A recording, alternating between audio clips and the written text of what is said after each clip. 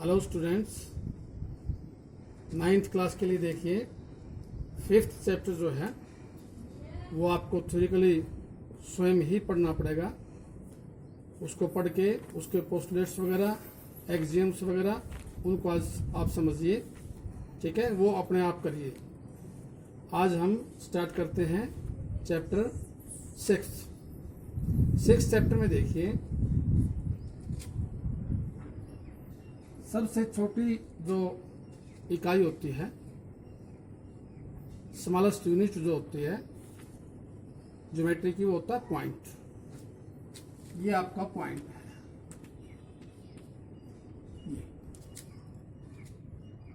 ये जो इंप्रेशन है, ये इंप्रेशन जितना स्मॉल होता चला जाएगा उतना ही ज्योमेट्री के पॉइंट के करीब होता जाएगा, ठीक है। जितना पॉइंट छोटा होता जाएगा ये इंप्रेशन, उतना ही पॉइंट के नज़दीक होता जाएगा, ठीक है। वैसे देखा जाए तो हम इसको पॉइंट नहीं कह सकते, लेकिन ये उस पॉइंट का एक सिंबल है, उसका प्रतिरूप है। इसको हम पॉइंट हमें मानना पड़ता है। तो ये जितना बारीक होगा उतना पॉइंट के नज़दीक होगा। पॉइंट के बाद देखिए आपकी ये लाइन, ये लाइन है। लाइन क्या है? ये पॉइंट्स से ही बनी हुई है। इनफाइनाइट नंबर ऑफ पॉइंट्स जो हैं वो इसको बनाते हैं, और जो बिल्कुल एक स्टेट होते हैं, जो बिल्कुल सारे पॉइंट, और दोनों तरफ ये इनफाइनाइट होती है, इन्फिनिटी तक जाती है, ओपन होती है दोनों तरफ लाइन। तो इसको हम लाइन कहेंगे, ठीक है। अब अगर इस लाइन के ऊपर दो एंड पॉइंट दे दिए जाएं लाइन के, इस प्रकार से, ये एंड पॉइंट ये है, आप इसको ऐसे भी लिख सकते हो, ये एंड पॉइंट है, ए और बी इसको नाम दे सकते हो, ठीक है। जब दो एंड पॉइंट हो जाते हैं तो ये लाइन सेगमेंट हो जाता है। क्या हो जाता है? Line segment. रेखा खंड, ये रेखा खंड है और ये रेखा है। रेखा को भी आप केवल एक नाम से भी दर्शा सकते हो, जैसे कि एल, या इस प्रकार इसके ऊपर दो पॉइंट दिखा करके ऐसे भी लिख सकते हो इसको, ठीक है। इसको लिखने के लिए ए बी और ऊपर ये लाइन का छोटा एक पार्ट दिखा सकते हैं, इसका मतलब है लाइन ए बी, ठीक है। लाइन सेगमेंट को दिखाओगे तो ये इस प्रकार से दिखाया जाएगा, ये लाइन सेगमेंट है, ठीक है। तो ये पॉइंट, लाइन और ये लाइन सेगमेंट, ठीक है। अब अगर एक तरफ तो पॉइंट है ये और दूसरी तरफ आपकी लाइन ओपन है, इसको हम रे बोलेंगे, यानी किरण, ठीक है। यहां कोई पॉइंट भी है तो ये ए बी इस प्रकार से दिखाएंगे। तो ये रे है, किरण है, ये लाइन सेगमेंट है, लाइन है और पॉइंट है, ठीक है। तो ये लाइन के कुछ पार्ट्स हैं। समझ में आ गया सबको? ओके। ये आपका लाइन सेगमेंट था, ठीक है। इसको लाइन सेगमेंट को ऐसे डिनोट करते हैं, लेकिन यूजुअली जो है अपनी बुक में या आगे जब भी काम करवाएंगे, लाइन सेगमेंट को हम ए बी की बजाय आप डायरेक्ट ऐसे भी लिख लेंगे, ठीक है। तो ये लाइन सेगमेंट को हम ऐसे भी लिख लेते हैं। बार बार ये इसके ऊपर लाइन का जो चिन्ह है ये नहीं लगाएंगे, सीधा ए बी लिख देंगे, ठीक है। लाइन ए बी है। अब देखिए पॉइंट्स,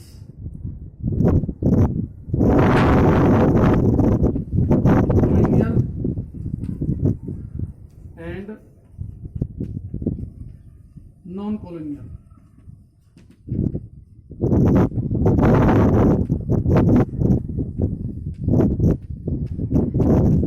पॉइंट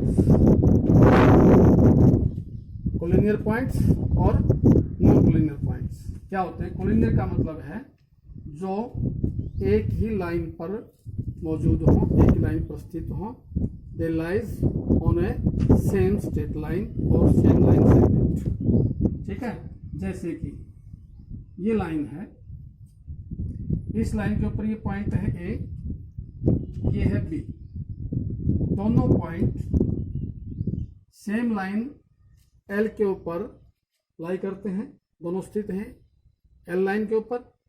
इसका मतलब दोनों पॉइंट कोलिनियर हैं। कैसे पॉइंट्स हैं ये?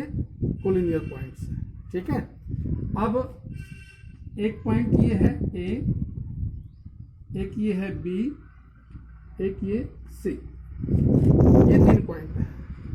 तो इन 3 पॉइंट्स में देखेंगे हम, बी और सी को ज्वाइन करोगे तो एक लाइन आएगी। अब बी और सी दोनों क्या हैं? कोलिनियर हैं, लेकिन ए जो है वो बी सी पर लाई नहीं करता। इसका मतलब ए बी और सी के साथ कोलिनियर नहीं है। ठीक है, बी और सी तो कोलिनियर हैं, लेकिन ए कोलिनियर नहीं है इनके साथ। तो we can say that A, B and C are non collinear points. तो ये नॉन कोलिनियर पॉइंट हैं क्योंकि तीनों के तीनों सेम लाइन पर नहीं है, और ये ए और बी दोनों सेम लाइन पर हैं, तो ये कोलिनियर है। अब अगर हम ए और बी से ये लाइन ड्रा करते हैं, ये लाइन ड्रा करेंगे तो ए और बी कोलिनियर हो गए, लेकिन सी कोलिनियर नहीं है। समझ में आ गया? और ए और सी को अगर ज्वाइन करते हैं तो यहाँ ए और सी दोनों कोलिनियर हैं, but B is non collinear and B. ठीक है, तो अगर हम कहें कि ए, बी और सी तीनों पॉइंट्स को लें तो तीनों पॉइंट्स कैसे हैं? Non collinear. इनमें से कोई भी 2 पॉइंट्स को लें तो ये कैसे हैं? कोलिनियर। ठीक है, तो इससे एक चीज हम देख सकते हैं कि हमारे सरफेस में किसी में भी अगर 2 पॉइंट्स हैं, कोई भी 2 पॉइंट्स हैं, ठीक है, तो हम उन दोनों पॉइंट्स से एक लाइन जो है वो ड्रा कर सकते हैं। वो कहीं भी स्थित हो सरफेस में, हमारे प्लेन में, उनसे एक लाइन इस प्रकार से ड्रा हो सकती है। ठीक है, और पिछले चैप्टर 5th चैप्टर में आ चुका है ये। वैसे ये 2 पॉइंट्स हैं किसी सरफेस में, किसी प्लेन में, तो उनसे एक लाइन जो है वो पास होती है। ठीक है, किसी एक पॉइंट से कितनी लाइन पास हो सकती हैं? इनफाइनाइट। इस प्रकार से अनेक लाइन, इनफाइनाइट लाइन जो है वो किसी एक पॉइंट ए से पास हो सकती है। लेकिन ऐसी लाइन जो 2 पॉइंट से पास होने वाली है वो केवल एक ही होती है। केवल एक लाइन ऐसी होती है जो उन 2 पॉइंट से पास होती है। जैसे कि ए और बी से पास होने वाली जो लाइन है, line passing through A and B is unique. वो यूनिक है, अकेली है, एक। ठीक है, अब ए से पास होने वाली अनेक लाइन हो सकती हैं, लेकिन वो सारी, ये तीनों लाइन बी से पास नहीं होती। बी से अगर पास करते हैं तो वो सारी ए से पास नहीं होंगी। तो हम देखेंगे कि ए और बी दोनों से पास होने वाली लाइन जो है वो तो केवल एक ही है। So a unique line can pass through the 2 points in a plane. अब देखिए, ये 2 किरणें हैं, 2 रेज हैं, ओ ए और दूसरी क्या है? O B. 2 रेज, इनका दोनों का इनिशियल पॉइंट जो है ना, प्रारंभिक बिंदु, वो सेम है, ओ। ठीक है, O A and O B. देखिए ओ ए ओ बी, दोनों में ओ, इसका मतलब ओ दोनों का कॉमन पॉइंट है, और क्योंकि दोनों रेज हैं तो वो इनका इनिशियल पॉइंट जो है वो कॉमन है। ठीक है, जब दो रेज का एक कॉमन इनिशियल पॉइंट हो तो वो एक एंगल जो है ना उसका निर्माण करती है, कोण का निर्माण करती है, उसको हम कोण कहेंगे। ठीक है, इस कोण को नाम देंगे हम ए ओ बी एंगल। इस प्रकार से ये एंगल का सिंबल है, कोण का सिंबल है ए ओ बी, यानी कॉमन पॉइंट आपका बीच में रहेगा और बाकी दोनों पॉइंट्स जो है वो बाहर, एक उधर एक उधर। ठीक है, तो ए ओ बी, इस कोण को, इस एंगल को हम दूसरा नाम भी दे सकते हैं, कैसे, बी ओ ए, ये भी नाम दे सकते हैं। ठीक है, तो ये एंगल कहलाता है, कोण कहलाता है, जिसमें ओ ए और ओ बी दोनों इसके क्या कहलाएंगे, हिंदी में इसको बोलेंगे भुजा और इंग्लिश में आर्म्स। ठीक है, O A and O B are the arms of this angle A O B और एंगल बी ओ ए। ठीक है, ये दोनों आर्म्स कहलाएंगे। अब देखिए वास्तव में एंगल क्या चीज है, ये दोनों आर्म्स जो हैं, दोनों रेज हैं ओ ए और ओ बी, इनके बीच का जो ये रीजन है, region between O A and O B,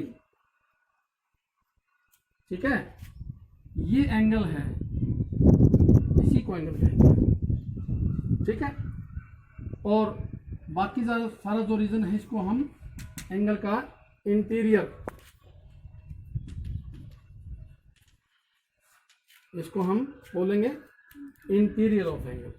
ठीक है, जैसे कि ये कोई पॉइंट है सी, तो ये सी पॉइंट एंगल एओबी के इंटीरियर में है, point C lies in the interior of angle AOB.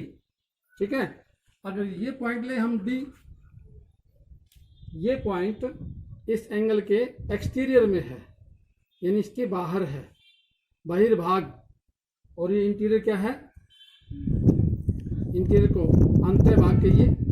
ठीक है, तो ये अंतः भाग है, ये बहिर्भाग है, सी इंटीरियर में है, डी एक्सटीरियर में है। ठीक है, तो ये आपका कोण यानी एंगल है। ठीक है, क्लियर, एंगल क्या क्या पार्ट्स होते हैं उसके। ठीक है, ये इनिशियल पॉइंट है, प्रारंभिक बिंदु है, दोनों आर्म्स हैं ओ ए एंड ओ बी, दोनों के बीच का जो पार्ट है वही एंगल है, और पूरा जो भाग है इसके अंदर का इसको इंटीरियर कहेंगे, और बाकी जो प्लेन का भाग है वो सारा का सारा इसका एक्सटीरियर है एंगल का। ठीक है, तो ये वो आपका एंगल। अब एंगल जो है वो कितने प्रकार के, कैसे कैसे होते हैं वो देखिए। तो ये एंगल्स के प्रकार हैं, कितने प्रकार के एंगल होते हैं। सबसे पहले देखिए एक्यूट एंगल। ठीक है, एक्यूट एंगल जो है वो 0 से बड़ा, x मान लिया है हमने एंगल को, x जो है greater than 0 and less than 90 degree, 90 degree से कम और 0 से बड़ा। ठीक है, क्योंकि 0 से बड़ा होना ज़रूरी है, 0 होगा तो वो एंगल नहीं कहेंगे उसको, वो केवल एक लाइन रह जाएगी। ठीक है, अब आता है आपका राइट एंगल। राइट एंगल बिल्कुल 90 डिग्री के बराबर होता है, इक्वल टू 90 डिग्री। इसको हमने y मान लिया था, तो y इक्वल टू 90 डिग्री। अब आता है आपका ऑब्ट्यूज एंगल। ऑब्ट्यूज एंगल क्या होगा, 90 से बड़ा होगा, 180 से छोटा रहेगा। ठीक है, greater than 90 and less than 180, ये ऑब्ट्यूज एंगल है। देखो 90 बिल्कुल राइट उसकी तरह, उससे ये आगे की तरफ बढ़ा हुआ है। ठीक है, तो ये ऑब्ट्यूज एंगल है।